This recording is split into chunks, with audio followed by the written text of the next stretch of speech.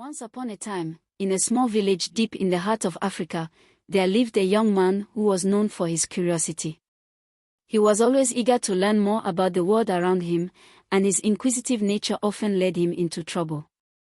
One day, as he was walking through the dense forest that bordered his village, he stumbled upon something unusual. Beneath a thick layer of leaves, half buried in the earth, was a skull. The young man was taken aback at first, but his curiosity soon got the better of him. He bent down to take a closer look at the skull. As he peered at it, the skull suddenly spoke. "Why do you look at me so intently?" the skull asked in a hollow voice. The young man jumped back in fear. He had never encountered anything like this before. Gathering his courage, he asked, "How is it that you can speak, being nothing more than a skull?" The skull responded, "I speak because I am dead, and I have seen much. But beware, young man, for curiosity can lead to your own end, as it did mine." The young man was both frightened and fascinated.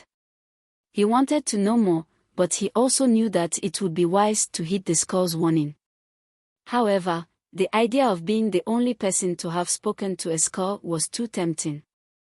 He hurried back to the village to share his discovery. When he arrived, he rushed to the chief's hut, breathless and excited. "Chief! Chief!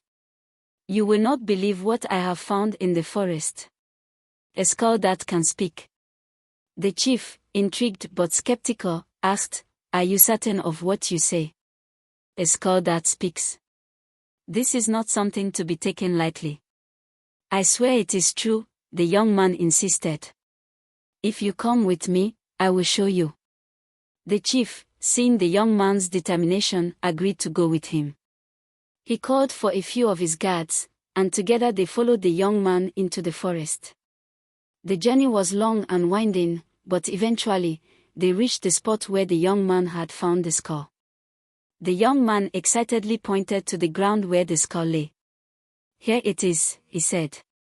"Now, speak to the chief as you did to me." But the skull remained silent. The young man, growing nervous, urged it again, "Speak, skull. Tell the chief what you told me." Still, the skull said nothing. The chief's expression darkened. He did not like to be made a fool of. He turned to the young man with a stern look. "You have brought me all this way for nothing. You waste my time with your foolish tales." The young man, now desperate, pleaded with the skull, "Please, speak. Say something, anything." But the skull remained as silent as the grave. The chief, angered by what he perceived as a trick, ordered his guards to seize the young man. "If you have lied to your chief, you must pay the price," the chief declared. The young man was dragged back to the village and, as punishment for his deceit, he was executed. His body was buried in the same forest where he had found the skull. Not long after the villagers left, the skull spoke once more, though there was no one left to hear it.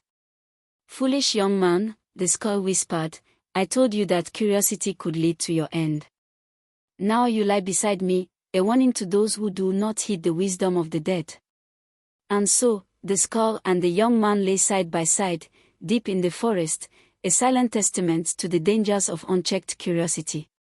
The story of the talking skull spread far and wide, and the villagers learned a valuable lesson: some mysteries are better left unexplored.